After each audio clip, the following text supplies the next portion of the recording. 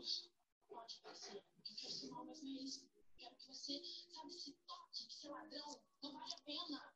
Não vale. Você tá falando? Eu sei sim. Posso ser estourada às vezes, posso ser mandona, posso ter seus olhos, o seu jeito. Sabe o que significa, meu jeito?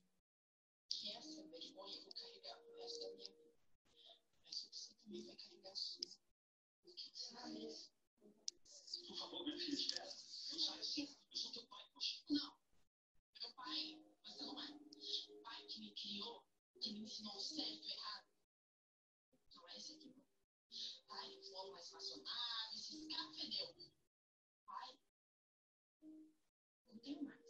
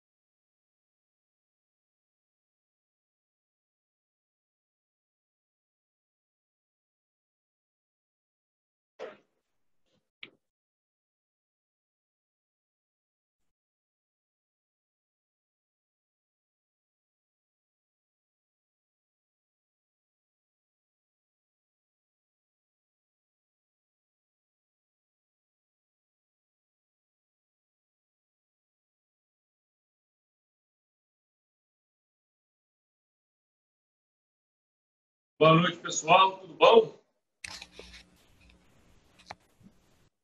Boa noite, boa noite, boa noite. A aula só começa a hora que todo mundo falar boa noite. Ih, não vai ter aula hoje, não. Ninguém fala boa noite. Estou desanimado. Parece até que está de quarentena. Pessoal, todo mundo me ouvindo? Aí, pelo telefone, pelo chat, todo mundo fala.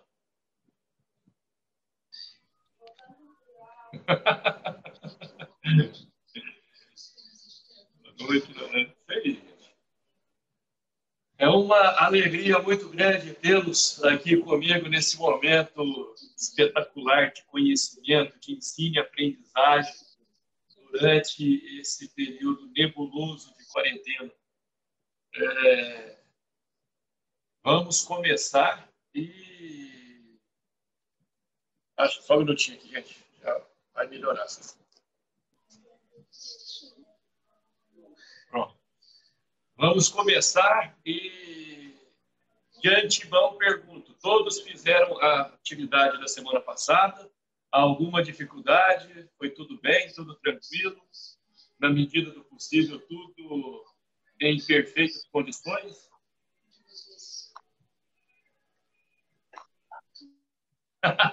Tem nada de matemática, tá? Tá chorando demais. Era simples pra caramba. Não tem nada de matemática, não. É bem tranquilo, inclusive. Pessoal, eu expliquei aqui no bate-papo. Eu estou com 2 usuários, porque ouvi relatos de que estava travando, de que estava com voz de robô. Então, por conta disso, eu criei o VAR, e esse VAR vai nos acompanhar durante todas as aulas, e depois eu disponibilizo para vocês essa gravação.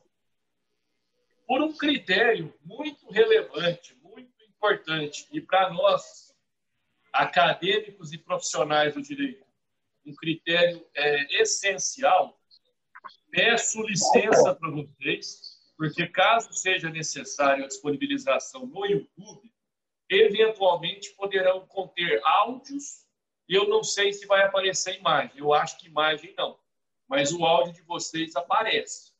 Então, eu peço licença antecipadamente, e se alguém se opuser a essa disponibilização no YouTube, peço que me envie no privado solicitando que eu não faça essa disponibilização, essa divulgação.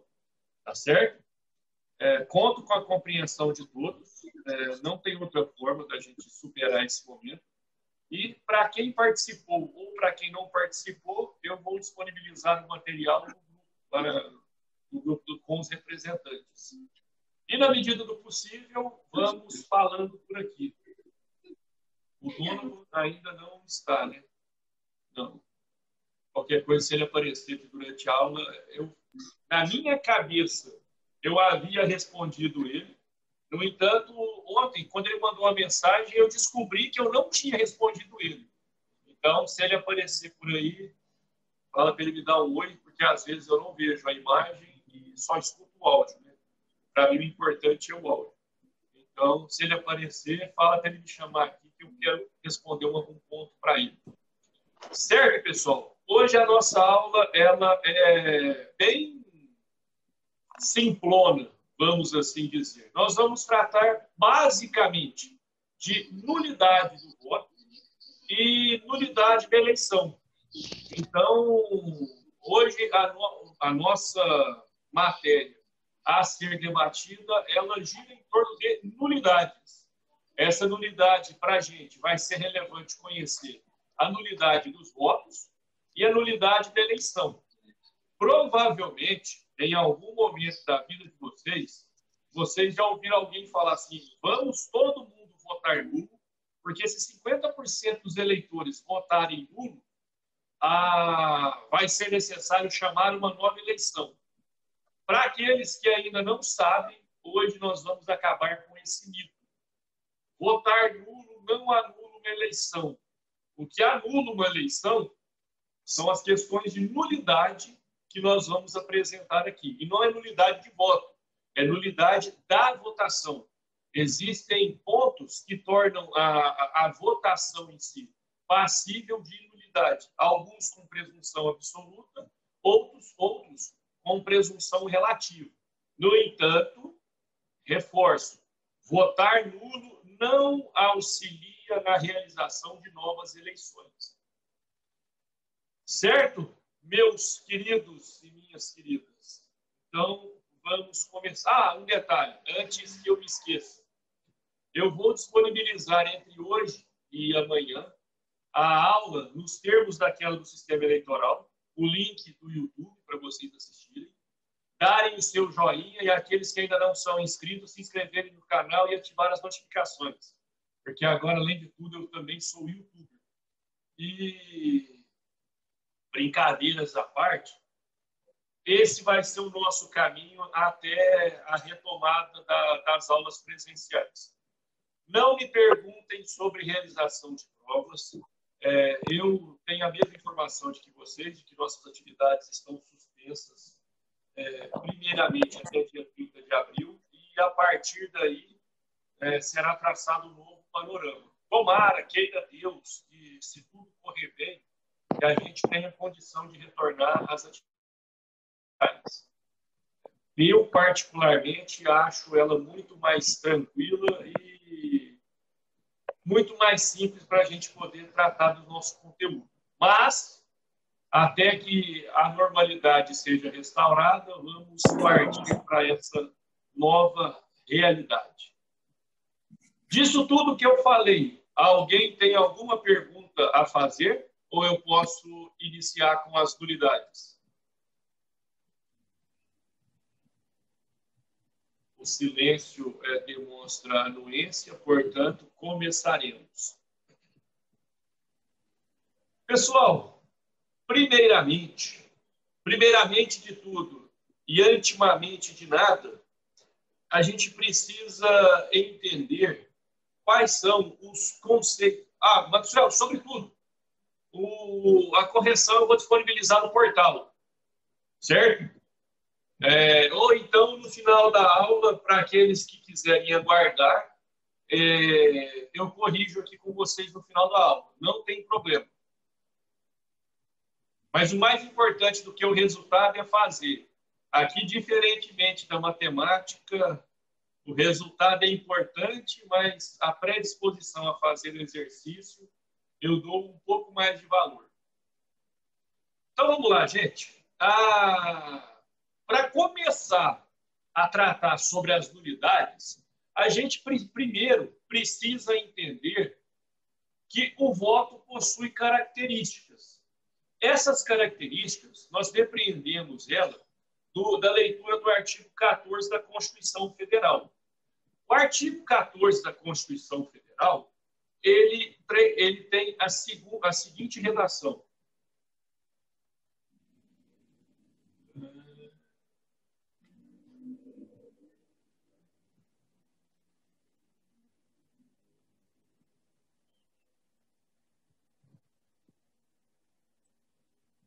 Um minutinho, gente. Se alguém achar o 14 antes, pode ler, viu? Artigo 14. A soberania popular será exercida pelo sufrágio, e esse sufrágio, a partir daí, começa as características. Será universal, direto, secreto, com valor igual e nos termos da lei. Então, pela Constituição Federal, eu tenho as seguintes características do voto. Ele será secreto, ele será universal, ele será direto e ele terá um valor igual para todos. Acrescenta aí a condição da obrigatoriedade e o aspecto da facultatividade. Lembrando que o nosso voto no Brasil ele é obrigatório. Portanto, embora não esteja disciplinado no caput do artigo 14, o voto aqui no Brasil ele é obrigatório. Portanto, sendo obrigatório, nós acrescentaríamos essa característica da obrigatoriedade. No entanto, para complementar esse conceito, eu gostaria de chamar a atenção para vocês do conceito de voto que foi atribuído pelo Alexandre de Moraes, o ministro do STF. Esse ministro Alexandre de Moraes, ele trouxe para o voto a seguinte característica. Não sei se todos vocês estão conseguindo acompanhar. O voto, segundo Alexandre de Moraes, ele tem um valor igual, ele tem a condição da periodicidade, ele tem o aspecto de ser direto, ele tem ainda a condição do sigilo, ele representa um direito político subjetivo e não um direito constitucional obrigatório, ele é um ato personalíssimo, obrigatório e, ao mesmo tempo, livre. Vamos lá, porque existem alguns conceitos aqui que eles podem ser antagônicos entre si. Primeiramente, o voto é igual. Essa igualdade do voto, ela fica representada pela condição de que, se todos que comparecerem, terão direito a um voto. Então, eu voto aqui, o Ronivaldo vota na sessão dele e todos nós teremos o direito a um voto. Portanto, não existe ninguém que o seu voto valha um peso 2. Ao mesmo tempo, esse voto, esse exercício de voto, ele é periódico. Essa periodicidade, ela ocorre de 2 em 2 anos. A cada 2 anos, nós somos chamados a comparecer na nossa sessão eleitoral e votarmos em eleições, tá? Em uma eleição. Nós votamos majoritariamente para prefeito e na outra majoritariamente para presidente. Então, essa periodicidade, ela já é conhecida de todos e fugiria à regra o descumprimento desse período estipulado. Da mesma forma, o nosso voto é direto. O nosso voto é direto em sentido oposto ao que acontece, por exemplo, nos Estados Unidos, em que você escolhe delegados e esses delegados é que ficam responsáveis pela escolha do seu candidato. Ao mesmo tempo, esse voto é sigiloso. Esse sigilo do voto, ele é atribuído para garantir a sua liberdade, e está aqui do lado, que é um direito livre. Então, eu tenho, de um lado, o sigilo e, de um lado, a liberdade. Pelo sigilo, eu tenho a segurança de que ninguém vai saber o meu voto. E pela liberdade, eu tenho a possibilidade de votar naquele candidato que melhor se adere às minhas realidades. Essa é uma primeira condição. Aqui, eu tenho a questão da obrigatoriedade e, ao mesmo tempo, eu tenho um direito político subjetivo. A obrigatoriedade é porque o nosso voto ele não é facultativo. Eu sou obrigado, a cada 2 anos, comparecer na minha sessão eleitoral e votar. Caso eu não compareça, a consequência, ou eu justifico, ou então, no futuro, eu pago uma multa para voltar a ficar em regularidade com a Justiça Eleitoral. Só que trata-se, e nós vamos ver isso no decorrer da aula, que o voto ele é um direito político subjetivo, sim. Porque eu tenho a opção de votar no candidato, o voto nominal, eu tenho a opção do voto de legenda, eu tenho a opção do voto em branco e eu ainda tenho a opção do voto nulo. Então, eu manifesto o meu direito político por essas hipóteses de voto relacionadas e disponíveis para todos os eleitores. E a última característica, essa que foi pelo Alexandre de Moraes, seria a característica da personalidade. O voto é personalíssimo. Eu não posso, por procuração, permitir que o Ronivaldo vá lá e vote no meu lugar. Somente eu poderei exercer esse direito ao voto. Então, eu trouxe para vocês esse fluxograma que foi elaborado pelo ministro do STF, Alexandre de Moraes, para que vocês tenham uma imagem de um conceito que se assemelha muito ao que na prática acontece. Professor, pode variar um pouco mais essas características? Sim, com certeza. A questão essa é o conceito mais abrangente que eu consegui localizar para trazer para vocês. Se algum tiver um outro conceito, uma outra característica, coloque lá no grupo que toda forma de conhecimento será bem-vinda. Então, nós conhecemos as características do voto. Eu, no material, eu coloquei um fluxograma, só que muito menos rebuscado, porque a minha capacidade na informática ela é muito diminuída. Para poder disponibilizar essa tela para vocês aqui durante a aula, porque a tarde inteira ensaiando. Foi uma vitória para mim. Pessoal, então, tendo ciência das características do voto, nós passamos, então, àquela condição do voto em si, dos tipos de votos que eu tenho. Eu tenho reconhecidamente o voto válido, o voto branco, o voto nulo, e nós vamos tratar ainda do voto anulável, que é uma característica que destoa tanto do voto válido quanto do voto nulo. Ele mescla a característica dessas duas modalidades de voto.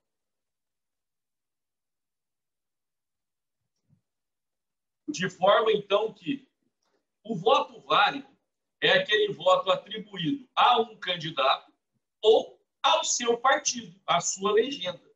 Esse é o voto válido. É o único tipo de voto que será computado para a definição do número de votos válidos e a distribuição das cadeiras. Então, eu desconsidero, de todas as formas, os votos nulos e os votos em branco. Certo? Um voto nulo, ele tem a sua definição descrita no artigo 173 do Código Eleitoral. Se vocês quiserem... desculpa, deixa eu só confirmar se eu sei. 175. Agora, como eu sou o AIS do Zoom, eu vou abrir para vocês a tela.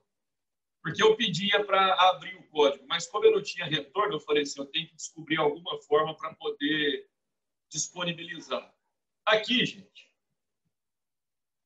tem a questão dos votos nulos. Então, serão nulos os votos em cada eleição quando o candidato não for indicado através do nome ou do número com clareza suficiente para distingui-lo de outro candidato ao mesmo cargo, mas de outro partido. Se o eleitor manifestando preferência por candidato ou fazer de modo que não possa identificar a sua preferência, escrever duas ou mais legendas diferentes. Aqui, gente, nós precisamos entender que não houve uma alteração legislativa que trouxesse o voto nulo para a nossa realidade.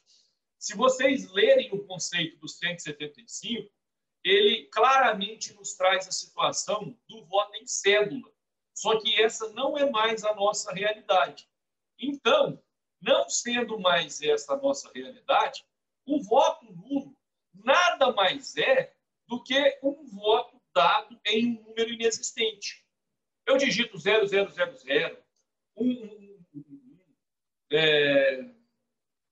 24, 24, 90, não, 90 acho que tem, 97, 97, 97.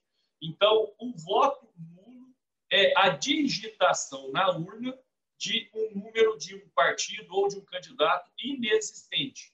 Isso traria, consequentemente, a nulidade do seu voto. Detalhe, e eu quero que vocês anotem isso.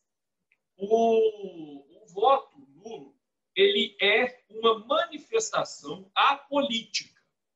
O voto nulo, a grosso modo, seria isso daqui. Dessa relação de 100 candidatos, não tem nenhum que me represente. Então, não tendo nenhum que me represente, eu vou votar nulo.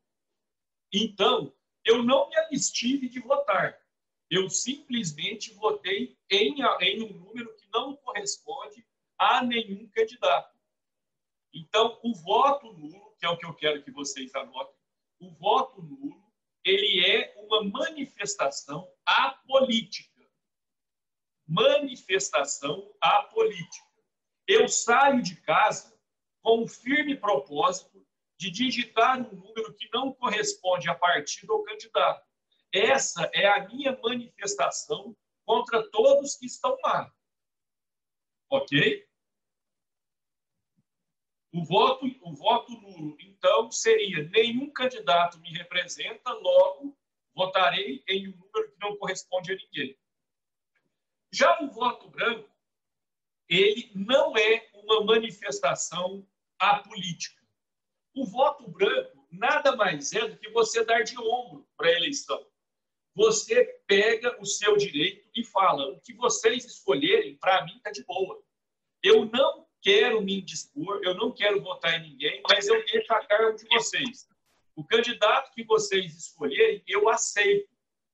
Então, o voto em branco, ele nada mais é do que você ser indiferente ao resultado eleitoral possível. Ou seja, se o voto nulo é uma manifestação apartidária ou apolítica, o voto branco, ele nada mais é do que dar de ombros para qualquer tipo de manifestação. Eu não me manifestei. Eu escolhi a escolha dos demais. Aquilo que a maioria quiser, para mim, estará de bom tamanho. E o voto anulável? Pessoal, o voto anulável, ele está disposto no artigo 16A da Lei das Eleições. É a Lei 9.504, desculpa. A Lei 9.504, no artigo 16A, ela trata o seguinte: o candidato cujo registro esteja sub júdice poderá efetuar todos os atos relativos à campanha eleitoral, inclusive utilizar o horário eleitoral gratuito no rádio e na televisão e ter seu nome mantido na urna eletrônica, enquanto estiver sob essa condição, ficando a validade dos votos a ele atribuídos condicionada ao deferimento de seu registro por instância superior. Parágrafo único. O cômputo para o respectivo partido ou coligação dos votos atribuídos ao candidato cujo registro esteja sub júdice no dia da eleição fica condicionado ao deferimento do registro do candidato. Ou seja, eu tenho voto nulo, que é eu votar em algum candidato que não esteja, votar em algum número que não corresponda a nenhum candidato. O voto branco é eu não me manifestar acerca das eleições. E o voto anulável é eu votar em um candidato que tem a sua candidatura inscrita como subjúdice.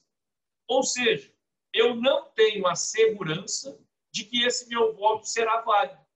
Porque se esse meu candidato tiver o seu registro indeferido, todos aqueles votos que ele recebeu serão anulados, portanto, sairão da contagem de votos válidos. Ou seja, o voto anulável, ele, no íntimo do eleitor, ele nasce como um voto válido, porém, por questões jurídicas, esse voto pode converter-se em um voto nulo. Todos vocês que são daqui de Uberaba provavelmente vão se recordar das eleições para prefeito em 2016. Em 2016, nós tivemos uma chapa majoritária que foi encabeçada pela candidata Ângela Maglin, que ela teve o seu registro de candidatura indefinido, e essa resposta saiu na sexta ou no sábado anterior ao primeiro turno. Se eu não me engano, eu tinha olhado, mas agora fugiu da minha cabeça. Se eu não me engano, ela recebeu algo em torno de 21, 11, alguma coisa com final 1.000 votos. Esses tantos mil votos que essa candidata recebeu, eles foram anulados. Por que eles foram anulados? Porque a candidatura dela foi indeferida pelo TRE. Ou seja, aqueles votos que foram atribuídos a ela saiu da contagem de votos válidos. Então, todos aqueles votos atribuídos àquela candidata, eles foram votos anuláveis, tanto que eles foram anulados. Como não houve uma decisão em contrário, esses votos foram mantidos nulos. Ou seja, eu posso sair de casa com a firme convicção de que estou indo votar no candidato A e chegando para votar, dada a circunstância desse candidato estar sob júdice, o meu voto pode ser anulado. E essa anulação do meu voto não é na espécie de manifestação apolítica. Eu saí para poder votar. Se eu não conseguir votar, foi por culpa exclusivamente da morosidade da justiça em não dar esse retorno antes que o registro do meu candidato fosse para a urna. Então, esses eram os conceitos de voto nulo, voto em branco e voto anulável. Eu gostaria de vocês, se alguém tem alguma pergunta para fazer, e qual pergunta seria sobre isso? Ou se eu posso continuar. Agora é o momento da pergunta. Gente, vou falar um negócio. Perguntem, viu? Porque na sala, como eu passo matéria no quadro, eu tenho um tempo para escrever no quadro, eu vou explicando, tem as intervenções de vocês, e esse monólogo que a gente faz aqui arrebenta para a garganta na quarta-feira. Então, ajudo o professor de vocês aí, fazendo algumas perguntas. Umas 18 só para a gente poder continuar.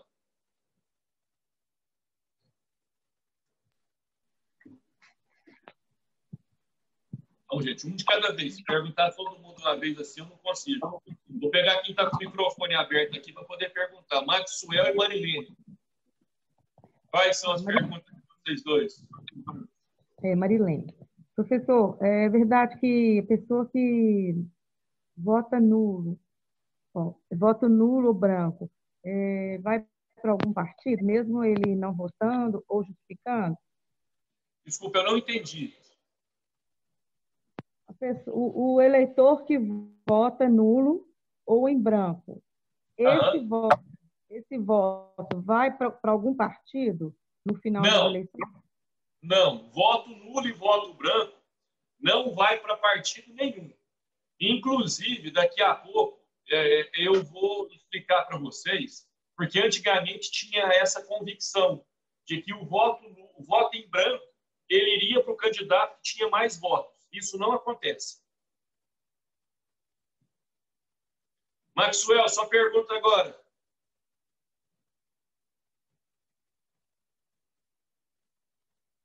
E o Maxwell só deixou a aula aberta para eu achar que ele está assistindo a aula. Está longe.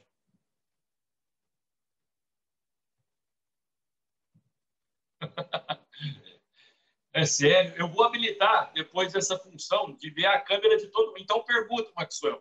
Gasta o microfone.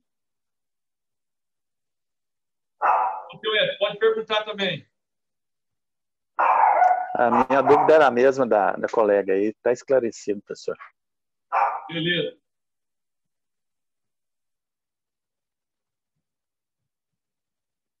Vai, sua mensagem ainda não apareceu aqui.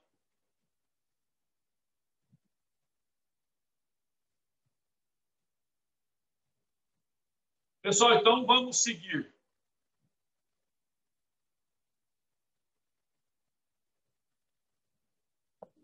João Paulo. Oi. Tem uma dúvida aqui. De vez em quando a gente recebe umas mensagens dizendo que se um candidato X lá tiver... se a eleição inteira tiver mais que 50% de votos nulos, a eleição é anulada. Isso existe? Não. Isso não existe. As nulidades que tratam o artigo 224 são de condições da votação. Por exemplo, se você... É mais uma fake. Por exemplo, se você vota em uma sessão que não foi instalada por um juiz eleitoral, aquela votação é nula. Então, a votação daquela sessão que é nula. Aquela votação ela não vai existir. Você, eleitor, votou, você cumpriu, você não vai ser punido. Porém, todos os votos recebidos naquela sessão serão desconsiderados. Então, é essa nulidade que faz criar uma nova eleição. Ah, tá. Certo? Beleza. Pessoal, aproveitando a pergunta aqui do Cláudio, vamos tratar que essa pergunta ela é relevante demais. E, antigamente, quando o voto era impresso, existia muito essa dúvida de que o candidato mais votado ele vai receber todos os votos que foram dados em branco. Não, isso era um crime eleitoral. Por exemplo, o Tales, ele gosta muito de mim, e eu era candidato a prefeito, com votação em cédulas. O Tales, para me ajudar, durante a contagem de votos, toda cédula em branco, ele ia lá e marcava um X no meu nome. Então, é nesse aspecto que eles falavam, quando você não vota, os seus votos, quer dizer, quando você vota em branco, os seus votos serão revertidos para o candidato que tenha mais votos. Isso é balela. Isso não existe. E quando acontecia, isso era um crime eleitoral, passível de punição, inclusive. Isso daí eu ia falar junto com o voto em branco, mas já está explicado e é mais fácil a gente tratar por aqui. Então, já existe muito isso, professor? Não, porque agora a votação em cédula ela só vai acontecer quando a urna eletrônica der pau. A segunda urna eletrônica, na verdade, der pau. Porque como que funciona a troca de urnas no dia da eleição? Tem uma urna que vai para aquela sessão eleitoral. Aquela urna deu problema, vem o funcionário do cartório eleitoral com outra urna, faz a troca. Supondo que essa segunda urna não dê certo, eles não vão trazer uma terceira urna, porque o problema está naquela sessão. Aí, a partir daquele momento, a votação vai ser por cédula. Então, somente aconteceria essa hipótese na votação por cédula. Na votação eletrônica, o seu voto em branco ele já vai constar da própria urna e ela será impressa junto com o boletim de urna ao final da eleição. Então, não tem chance de ser computado, no final das contas, como o voto do candidato que tenha mais votos. Eu tinha essa dúvida até começar a trabalhar no cartório eleitoral. Depois que eu comecei a trabalhar lá no cartório, eu nunca mais tive essa dúvida. Pessoal, então agora nós vamos tratar da votação nula.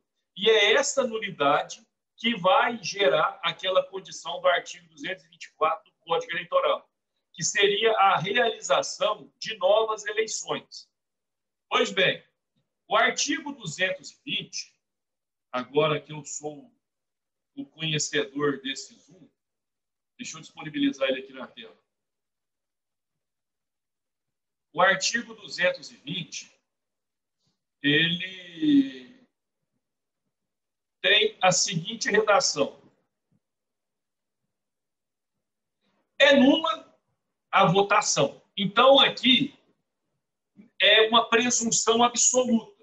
Eu, cumprindo com qualquer desses requisitos do artigo 220, ela é nula, será nula e, independentemente da composição entre as partes, ela permanecerá nula. Pessoal, eu estou vendo aqui que está travando. Vocês estão conseguindo entender? Alguém me responde aí pelo microfone que eu estou fora do bate-papo. Sim. Beleza, professor. Beleza, então. Estou travando só para mim na internet, que é ruim. Esse interessante. Então, como eu havia dito, o 220 é um artigo que traz uma presunção absoluta. Qualquer requisito do 220 enseja na nulidade da votação daquela sessão. Quais são, então, essas condições? Quando feita perante mesa não nomeada pelo juiz eleitoral, ou constituída com ofensa à letra da lei, quando efetuada em folhas de votação falsa, esqueçam esse inciso. Esse inciso ele era possível quando a votação era por cédula. Não sendo mais por cédula, esse inciso aqui só vai acontecer se houver a substituição da urna eletrônica por uma urna de lona. Outro inciso, quando realizada em dia, hora ou local diferente do designado ou encerrada antes das 17 horas. Com a urna eletrônica, ela só vai ser encerrada antes das 17 horas se eu quebrar a urna eletrônica na porrada, porque ela não encerra o seu programa antes das 17 horas daquela localidade. Quando preterida de formalidade essencial ao sigilo do sufrágio. Isso daqui, gente, pode soar engraçado, mas pensa uma votação em que apenas o seu Edson foi na sessão e votou. Tem como preservar o sigilo do voto quando somente uma pessoa votou? Não. Então, se eu não tenho como preservar o sigilo, aquela votação será nula. Então, se eu tiver uma votação em uma sessão que compareça apenas um eleitor, aquele voto é nulo. Ainda quando a sessão eleitoral estiver localizada com infração nos dispostos no parágrafo 4º e 5º do artigo 135. E a questão mais relevante, no parágrafo único, quando essa nulidade estiver presente, ainda que as partes componham e aceitem a condição, essa votação será nula. Então, assim, eu estou concorrendo contra o político B. A votação aconteceu em qualquer desses requisitos aqui. Se eu quiser manter, se o outro candidato quiser manter, ainda assim não será possível corrigir os danos causados por essa votação. Então, mesmo que haja acordo entre as partes, essa nulidade ela tem que ser declarada pelo magistrado. Lembrando, é presunção absoluta, não se exige juízo de valor e, a partir daí, a única coisa que eu preciso demonstrar é que aconteceu. É a única prova que eu preciso demonstrar. Eu não preciso falar se tinha vontade, se não tinha vontade. Se aconteceu qualquer desse requisito, tem que ser declarada nula a votação. Então, vamos lá. Quando que isso vai acontecer? A partir do momento que a Justiça Eleitoral tiver ciência do fato. A partir do momento que ela tiver ciência do fato, será declarada nula, para todos os efeitos, essa votação. Certo? Então, vamos lá. Para quem está anotando, eu quero que vocês façam um quadro imaginário. Faça um quadro imaginário, uma tabela, com 3 colunas. Na primeira coluna, vocês vão colocar artigo 220 do Código Eleitoral. Na linha de baixo, presunção absoluta. Na outra linha, na linha de baixo ainda, dispensabilidade do juízo de valor. E na última coluna, na última linha, desculpa, inexigível ou... deixa eu ver, me fugiu a palavra que eu ia utilizar. Incabível acordo das partes em sentido contrário. Então, na primeira coluna, 220, presunção absoluta, desnecessidade ou desobrigatoriedade do juízo de valor, hipótese prevista na lei. Eu não vou lembrar certinho o que eu falei, gente, minha memória está horrível. E, por fim, incabível composição das partes em sentido contrário. Então, a primeira coluna do artigo 220, presunção absoluta. Fixem essa questão da presunção absoluta. Depois, esse rolo que eu falei aqui, essa confusão, vocês revejam a aula aí e coloquem aquela primeira informação que eu passei para vocês, da presunção absoluta. Agora nós vamos tratar os 2 artigos seguintes. o 221 e o 222. Esses dois artigos, diferentemente do artigo 220, é presunção relativa. É necessário que eu demonstre o interesse da parte em causar aquele prejuízo. Então, nós vamos começar aqui pela leitura do artigo 221. O artigo 221, ele trata o seguinte: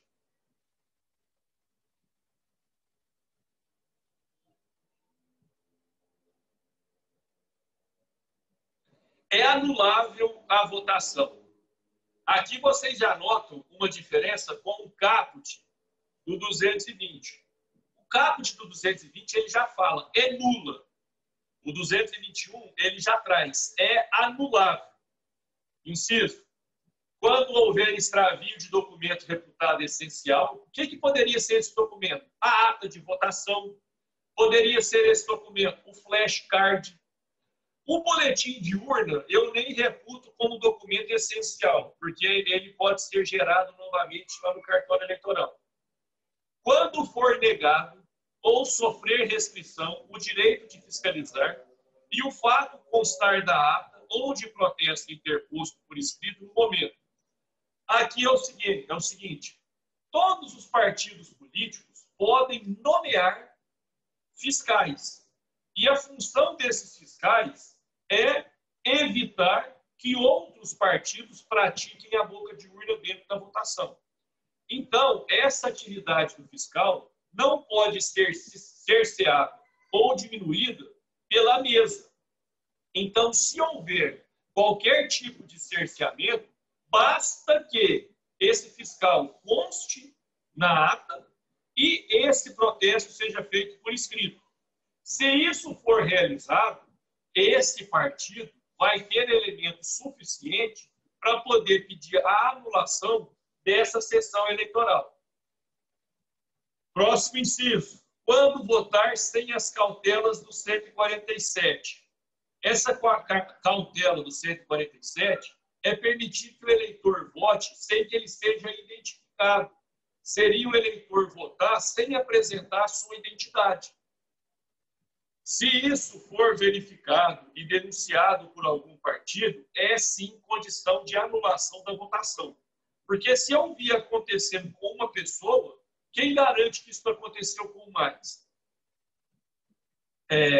A linha A. Eleitor excluído por sentença não cumprida por ocasião das remessas das folhas individuais da votação à mesa, desde que haja oportuna reclamação de partido. Aqui, gente, para de anotar e pensa no seguinte exemplo.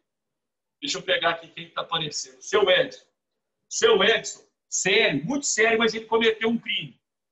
E o seu Edson, ele foi, na sua condenação, ele teve suspenso os seus direitos políticos pelo intervalo de 3 anos. Só que essa decisão, ela foi transitada em julgado na sexta-feira que antecede a eleição. Já não vai ser mais possível tirar o nome do seu Edson do caderno de votação. Ou seja, o seu Edson, ele vai votar porque ele não estará impedido. Ainda não terá dado tempo suficiente para lançar essa suspensão no registro eleitoral do seu Edson. Só que, se algum partido souber dessa situação e informar a mesa, e ainda assim a mesa insistir com a votação do seu Edson, é condição passível de anulação. Porque é mesmo raciocínio. Se aconteceu isso com o seu Edson, quem garante que não vai acontecer com outras pessoas? Então, será julgado e, se assim for entendido, será anulado. Além dessa, a linha B. Alguém com falsa identidade em lugar do eleitor chamado. Isso daqui é aquela condição que eu havia dito para vocês de não ser possível votar por procuração. Então, se eu não posso votar por procuração, é um direito personalíssimo meu comparecer e votar. Ninguém vai poder fazer em meu lugar. Voltando lá para aquela tabela que eu falei para vocês criarem. A segunda coluna, artigo 221, presunção relativa, necessário juízo de valor,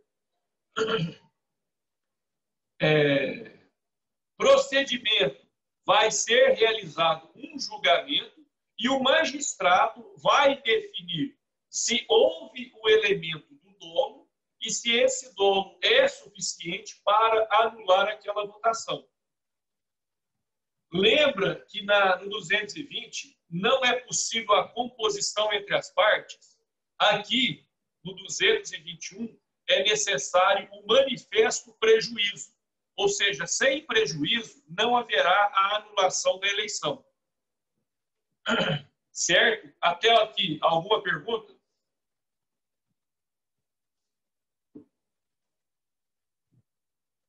Passemos, então, para o artigo 222.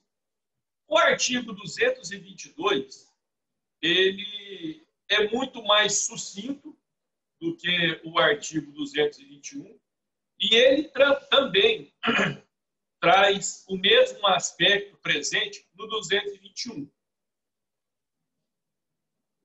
É o que está aqui. É também anulável a votação quando viciada de falsidade, fraude, coação, uso de meios de que trata o artigo 237, ou emprego de processo de propaganda ou captação de sufrágio vedado por lei. Ou seja, esse 222, eu preciso demonstrar igualmente ao 221 o dolo. A ausência de dolo ou a ausência desse tipo de conduta aqui impede a anulação da eleição.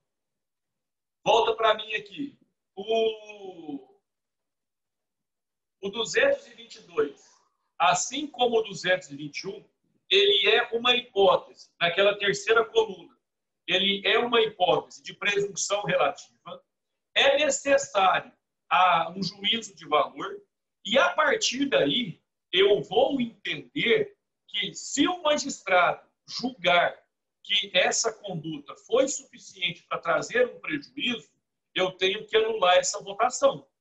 Então, essa anulação, ela depende, primeiro, do prejuízo e, segundo, ela precisa ter ocorrido com o dolo de causar esse dano. Certo? Então, aqui, nós apresentamos as três hipóteses de nulidade da votação.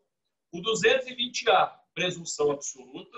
O 221 e 222, presunção relativa. Disso que nós falamos aqui, alguma pergunta a ser realizada? Vai, gente, faz uma pergunta aí. Deixa o professor triste, não? Vamos interagir, parecendo um monólogo. Senão eu vou achar que todo mundo está igual o Maxwell. Deixou o computador ligado aqui e foi assistir outra coisa, gente. Eu não deixei, não. Não deixei, não. Oi? Eu não deixei, não. Não, brincadeira. Mas então, gente, já que vocês não têm pergunta, vocês vão ver quando eu puder descontar, porque agora eu não posso nem fazer pressão psicológica. Não sei nem quanto vai ser minha prova. No dia da prova não adianta. Nem eu sei quanto vai ser. Não, mas vai dar certo. Se Deus quiser, a gente vai voltar logo para a faculdade. Nossa, eu estou preocupado com esse tal de prova online. Meu Deus do céu. Mas dá os pontos de participação tudo. Oi? Dá os pontos de participação que não precisa preocupar. Ontem o pessoal do Matutino me deram a ideia, eu até gostei, de fazer prova oral. Aí vai ser o seguinte, vocês vão ter que colocar roupas formais, todo mundo aqui, os homens de terno, as mulheres de vestido, formal, igual se tivesse audiência. Vou habilitar câmera por câmera e vou fazer as perguntas. Se alguém olhar para baixo, vai significar que está colando e já vai tirar zero. Vai ser rígido o negócio. Marciclei, nós estamos praticamente na metade da aula. Nós tratamos de voto nulo, voto em branco e voto anulado. E nós tratamos de nulidades da votação. Infelizmente, não é a resposta que eu gostaria de te dar. Dá uma observada na aula depois. Se você quiser fazer algum tipo de pergunta, ainda que eu já tenha falado, eu repito tranquilamente e na boa para você. Do contrário, veja a parte da aula que você não viu e me pergunte pelo WhatsApp, me pergunte pelo Instagram, pode me ligar para perguntar, pergunta do jeito que quiser. Não vou te deixar sem resposta. Eu posso demorar para responder, mas eu respondo. Não, vou disponibilizar o link, tem como sim. Pessoal, então vamos lá. Obrigado, Maxwell, isso mesmo. Aí, gente, nós entendemos, então, as hipóteses de ser reconhecida a nulidade da votação. Aí, eu preciso entender agora como que eu posso comunicar esse fato ou como que esse fato será reconhecido pela Justiça Eleitoral. Isso vai acontecer nos termos do artigo 219 do Código Eleitoral. Na aplicação da lei eleitoral, o juiz atenderá sempre aos fins e resultados a que ela se dirige, abstendo-se de pronunciar nulidade sem demonstração de prejuízo. Parágrafo único. A declaração de nulidade não poderá ser requerida pela parte que lhe deu causa e nem a ela aproveitar. Então, lido o artigo 219, o que eu tenho de importante dele para falar para vocês? Primeiro, o processo eleitoral, ele não é um fim em si mesmo. Eu gosto dessa frase porque fica muito claro o aspecto instrumental que o processo eleitoral tem. O processo eleitoral, ele nada mais é do que o meio em que o eleitor vai escolher o seu eleito. É essa a finalidade do processo eleitoral. Eu não posso trazer para ele um excesso de formalismo que prejudique ou que inviabilize a minha disposição de vontade. Então, nesse aspecto, a manifestação da Justiça Eleitoral deve balizar-se pela discrição e, acima de tudo, a intervenção exclusivamente naquilo que é inafastável. Fora desse aspecto, a Justiça Eleitoral ela tem que abster-se e fazer valer a vontade do eleitor. Então, gente, primeiro critério para que a Justiça Eleitoral se manifeste é necessário prejuízo. A partir daí, o que eu preciso saber? Se foi o Maxwell que deu causa a essa nulidade, ele não pode requerer e ele não pode se beneficiar. Um exemplo, vamos supor que o Maxwell saiba que as sessões lá do Colégio Boa Vista é o maior colégio eleitoral de Uberaba e lá ele não tem um reduto eleitoral muito grande. Vamos supor que ele pegue uma pessoa para colocar em cada sessão do Boa Vista para votar com um documento falso, de forma a anular a votação daquele colégio para que ele seja favorecido. Se isso ficar demonstrado, ele não aproveita aquela nulidade, porque foi ele quem deu causa, logo, por ela, ele não pode se beneficiar. Tranquilo isso daqui? Tudo certo? Professor, uma pergunta. Certo. Nesse caso aí que você falou, é considerado crime eleitoral e tem pena de quanto tempo?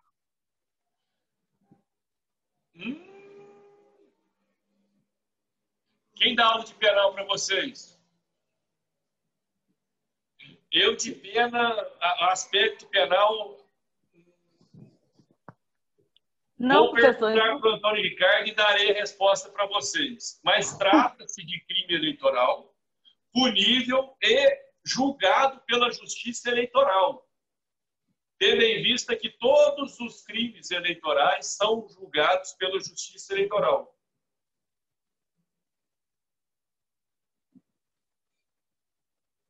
Deixa eu ver aqui. Deixa eu fazer uma pesquisa aqui rápida, né? Não, a questão da pena eu tenho que pesquisar. Não é vergonha falar que eu não tinha estudado para essa pergunta. Mas eu responderei. Mas é crime eleitoral, punível e, inclusive, isso pode trazer, no final, a cassação do mandato. É o que a gente vai ver agora no 223 e depois no 224. Isso, se eu for falar para você a punição quanto ao processo eleitoral, o máximo que vai causar é a sua cassação, de acordo com a gravidade do fato. Embora eu não tenha respondido 100% da sua pergunta, me comprometo a trazer a resposta para você. Tá, não tem problema não. Mas aí me responde outra. Me responde outra. O partido também é punido? O partido é mais complicado, viu? Porque é necessário demonstrar que o partido participou daquilo. Mas a punição ao partido vai ser a diminuição do voto e a não consideração do coeficiente eleitoral. Então, o prejuízo para o partido, eleitoralmente falando, vai ser de não ter como computar aquela quantidade de votos. Agora, no aspecto eleitoral, é necessário que seja demonstrada a culpa.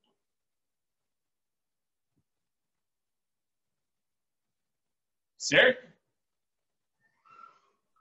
Certo, obrigada.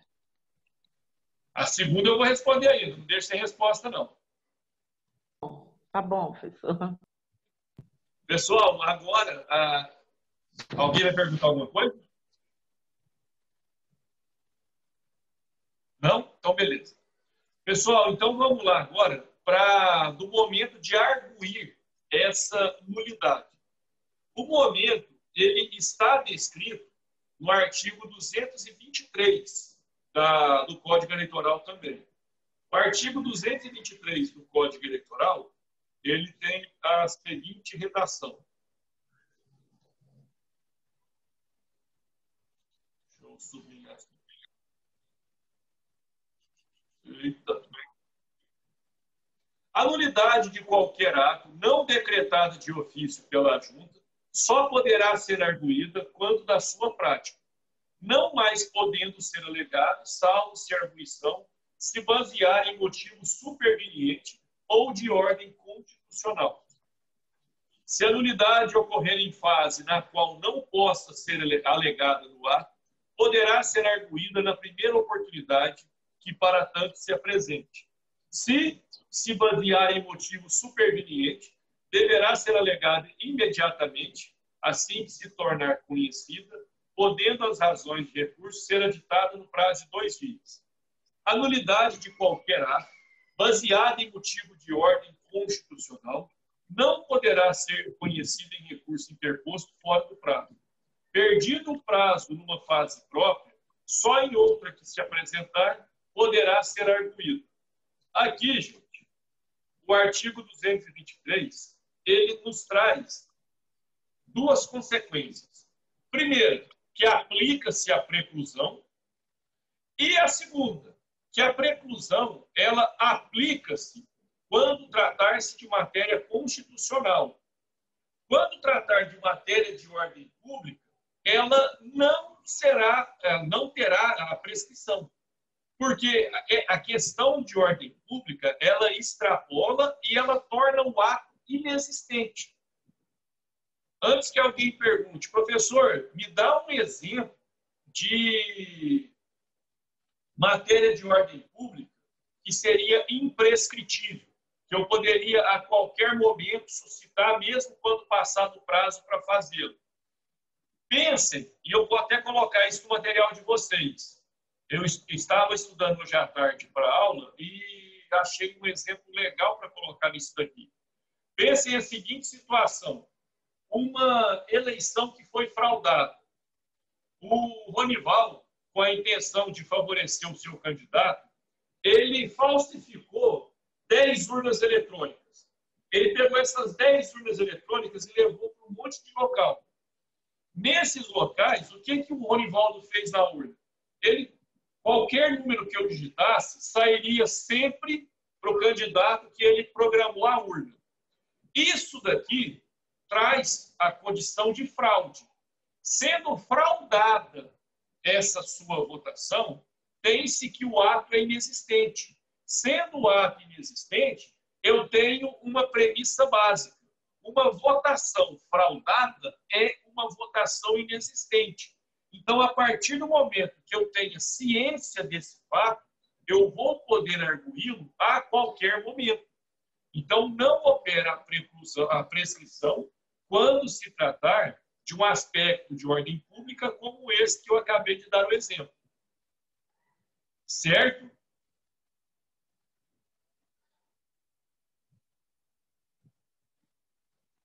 Vou considerar como certo. Cheguemos, então, à parte final, ao artigo 224 do Código Eleitoral. O artigo 224, antes que a gente possa discutir as suas particularidades, eu vou colocar para vocês aqui na tela o que dispõe ele. O artigo 224, ele tem a seguinte redação. Se a nulidade atingir a mais de metade dos votos do país nas eleições presidenciais, do Estado nas eleições federais e estaduais... Não, desculpa. Deixa eu começar de novo.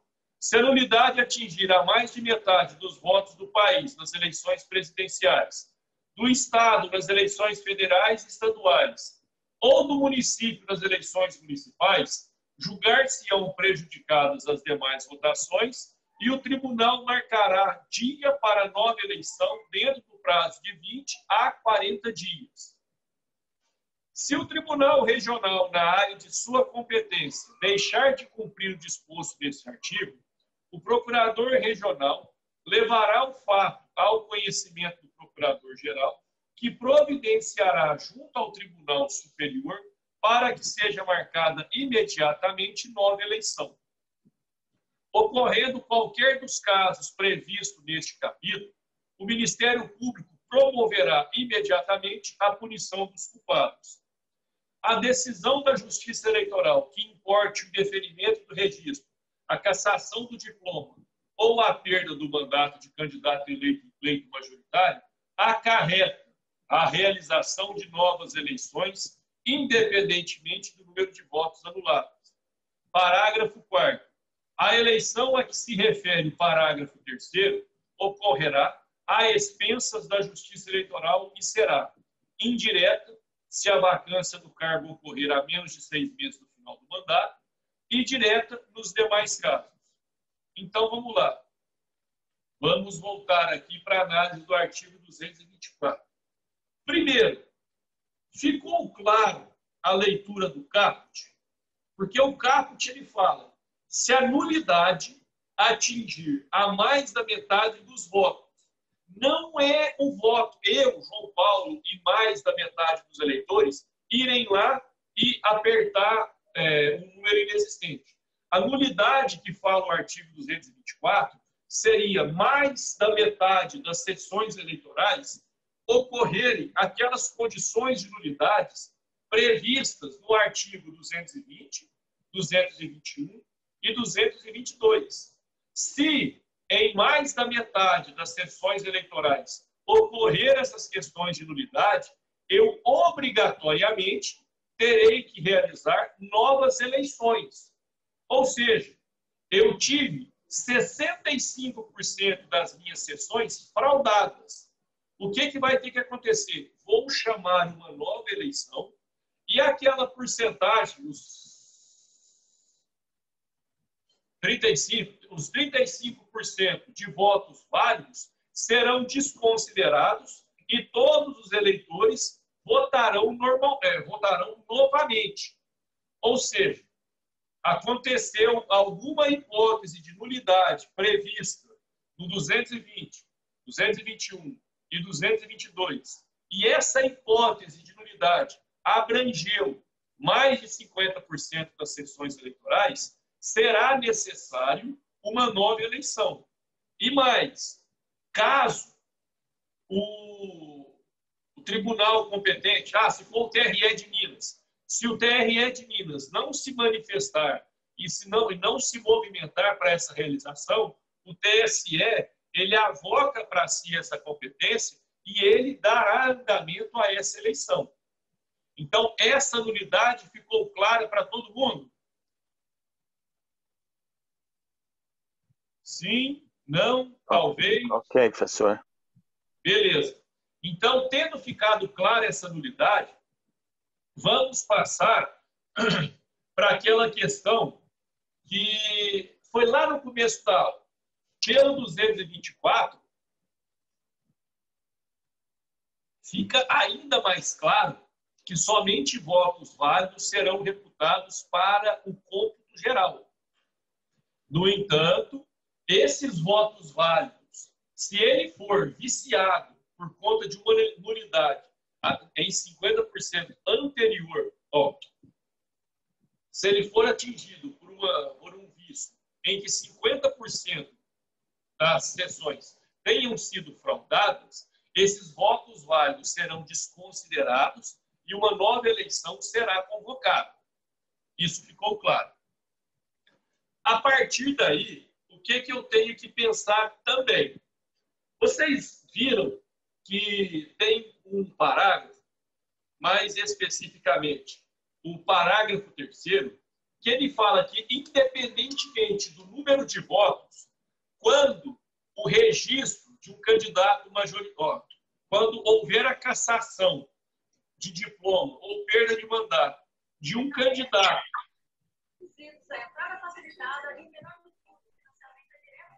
acho que não, minha pergunta. Quando houver a cassação de diploma ou de mandato de um candidato eleito no pleito majoritário, é obrigação da Justiça Eleitoral promover novas eleições. Só que a regra do Código Eleitoral, ela é diferente da regra constitucional. E vou explicar por quê. Aqui, se houver a cassação por conta de algum tipo de nulidade, por conta de algum tipo de fraude, por conta de algum tipo de coação, os prazos para a realização de nova eleição são, o prazo não, a modalidade. Se houver menos de 6 meses de mandato, essa eleição será indireta. No entanto, se houver mais de 6 meses de mandato, essa eleição será direta.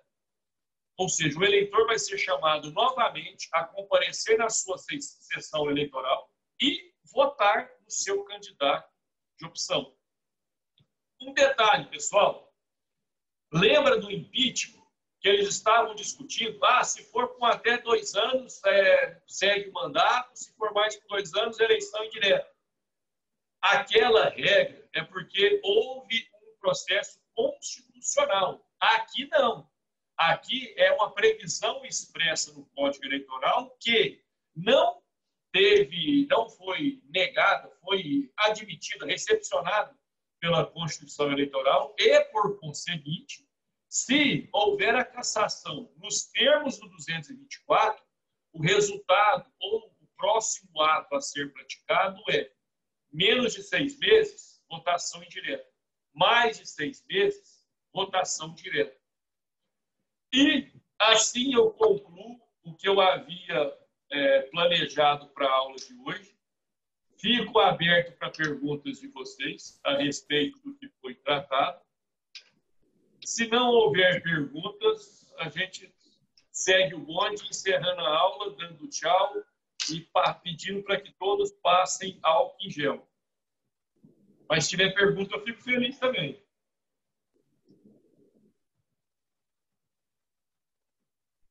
Um de cada vez?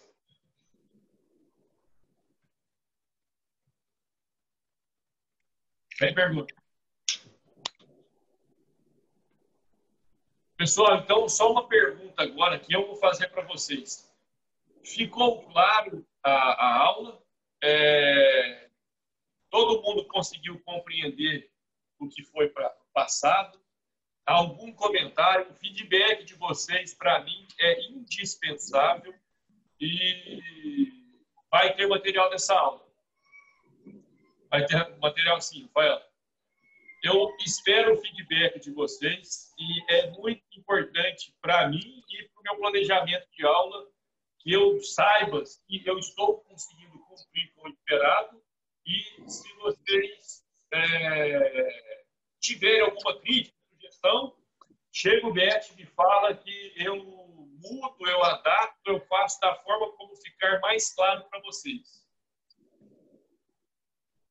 Então, beleza. Então, não, mas aquele material, Rafael, inclusive, quando voltar no presencial, eu vou adotá-lo. Eu gostei muito do resultado e o feedback dele foi extremamente positivo. Certo, gente? Então... Ô, professor, só um minuto. Essa cassação aí é só no caso de nulidade. Em algum... Com relação a uma... Cassação por exemplo, o prefeito. Vamos lá no artigo 222. O artigo 222, ele fala que é também anulável a votação quando viciada de falsidade, fraude, coação ou uso de propaganda ou captação ilegal de sufrágio. Suponha que esse processo foi julgado pela Justiça Eleitoral e tenha sido reconhecido que o prefeito foi eleito porque ele comprou votos. Então, nesse caso, reconheceu-se que houve a captação irregular, ilegal, e nessa condição será feita uma nova eleição. Você lembra, na sala de aula, quando eu dei o exemplo, que eu fui numa churrascada no município aqui perto, em Campo Florido, e essa churrascada depois gerou a cassação do prefeito? Lembro. Então, é essa situação que trata o 224. Entendi. Ok. Obrigado, professor. Certo, gente? Não, então, beleza, então. Abraço a todos. Oi. Certo, professor. Obrigada por tudo aí. Pela aula de Abraço hoje. a todo mundo. Fiquem todos com Deus. Quem puder, não saia de casa e passem o álcool em gel. Ok, obrigada. Até mais.